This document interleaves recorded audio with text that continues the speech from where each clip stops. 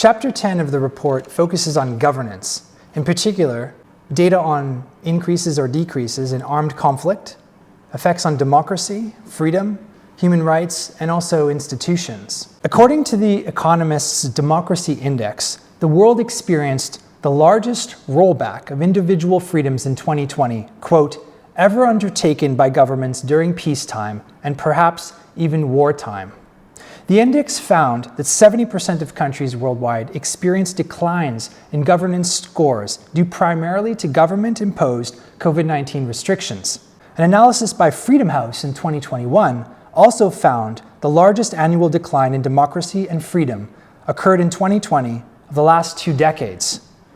73 countries experienced declines, while only 28 showed improvements in governance scores. And this downward trend has continued in 2021. A large-scale meta-analysis of public surveys across 27 countries found an erosion of support for core democratic attitudes among citizens. Some studies suggest that fear played a fundamental role in driving public acceptance for civil liberty restrictions. Reviews of the legal basis for many pandemic states of emergency have found that they sometimes went against legal precedents and expanded executive power. The crisis also opened up opportunities to abuse state resources for political and financial gain, as well as the lobbying of large corporations, although this is not well characterized in the peer-reviewed academic literature. The COVID response also generated a large body of descriptive research on the impacts on basic human rights, including restrictions to individual freedom of movement and assembly. Probably the largest study of this kind was conducted by the Human Rights Measurement Initiative, which found that nearly all of the 39 sampled countries experienced significant declines in respect for human rights in 2020.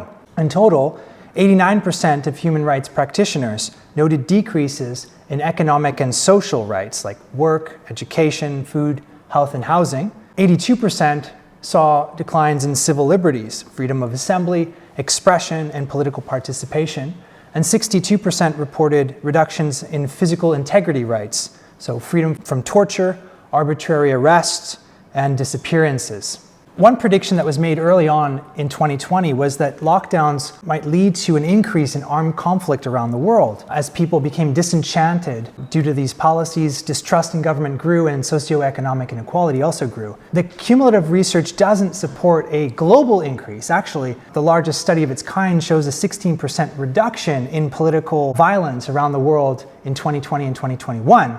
But there is an increase in certain areas of the world, most notably in Africa, where violent conflict actually increased by 40% during those 2 years. We also see that violence against civilians actually did increase during lockdown, especially in countries that heavily militarized their response strategies. Some studies also suggest an increase in coups d'etats around the world in 2020 and 2021.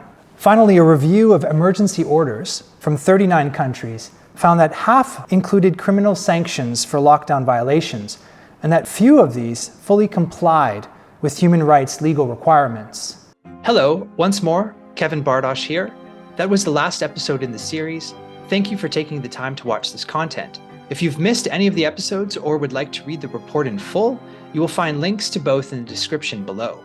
You can also like and subscribe to this channel to be among the first to find out what's next for Collateral Global. You can also go to our website, where we regularly publish articles, reviews, documentaries, and more. We have many new exciting projects on the go that will build on the analysis presented in this video series, so please do get in touch with us if you'd like to get involved.